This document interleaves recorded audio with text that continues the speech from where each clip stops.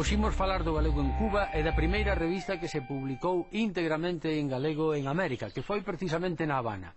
Este querer facer presente o galego no mundo é algo moi parecido ao punto gal, que pretende que o galego teña un dominio propio na internet.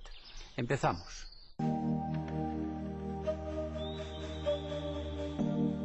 No español de Cuba a palabra gallego ten 12 acepcións específicas e os rapaces chámaselles cariñosamente fillo, maruxa ou neno. E son de uso común de todos os cubanos palabras galegas como achantarse, beliscar, escarranchar ou magoarse. Isto é así porque Cuba é un dos países onde máis galegos houbo xuntos fora da nosa terra e onde máis viva se mantivo a lingua galega. Cando alí corría o diñeiro, os emigrantes galegos tomaron moi en serio non só a creación de escolas nas súas aldeas de orixe, senón tamén o impulso da lingua e dos símbolos de Galicia. Himno, bandeira e academia foron promocionadas dende Cuba. En Cuba editáronse numerosas publicacións, parcial ou totalmente en galego. A emigración a Cuba rematou en 1930, pero Neira Vilas conta que el coñeceu vellos de Matanzas, mariñeiros da Habana, cafeteiros de Sierra Maestra ou carboeiros de Higüey que falaban o galego acotío.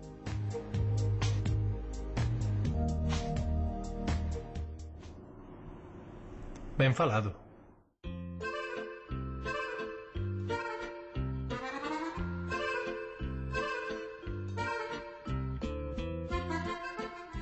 O Centro Ramón Piñeiro, dende os seus primeiros anos de existencia, pois tentou recuperar esa prensa de que tiñamos aquí moi pouco.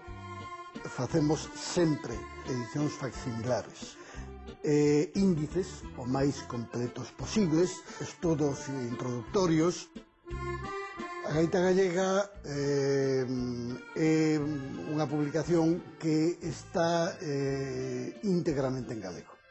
No ano 1885, Lugrís e Armada Teixeiro levaron adiante esta publicación, que é unha das pioneiras, ademais, da nosa prensa en Cuba. É unha publicación de cultura, lóxicamente galeguista de forma moi intensa, e que, sobre todo, ten un alto valor literario. La Tierra Gallega, fundada e dirixida por Manuel Curros Enríquez. Seguramente é a única que desaparece por razóns da censura. Esta edición facsimilar falta o número 1. Se alguén ten no seu poder ese buscado pero non atopado o número 1, que se poña en contacto co Centro Ramón Piñeiro.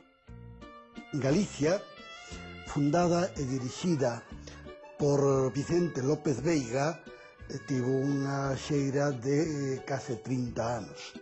Este era un semanario ilustrado. Seguramente a circunstancia de máis interese pois é a contribución destas páxinas á creación da Real Academia Galega. Cal é o animal que comían Asterix e Obélix? Xabarén. A árbore que dá o pexego chámase? Pexegueiro. Mas como sabes? Xa ven que Cuba foi moi importante para Galicia porque dali veu moito diñeiro, viñeron moitas escolas, ali apoiouse moito a nosa bandeira, o noso himno, a nosa academia. É sorprendente que o galego influíse tanto no castelán de Cuba, pero é obvio que Cuba influiu moito no galego de aquí. Ten moita terra na Habana unha persoa que presume de riquezas que non son facilmente comprobables. Mais se perdeu na guerra de Cuba e a frase coa que consolamos a quen ten un revés para dicirlle que a perda aínda podía ser peor. Nos ditos hai moita historia. Préstenlles atención. Ata outro día.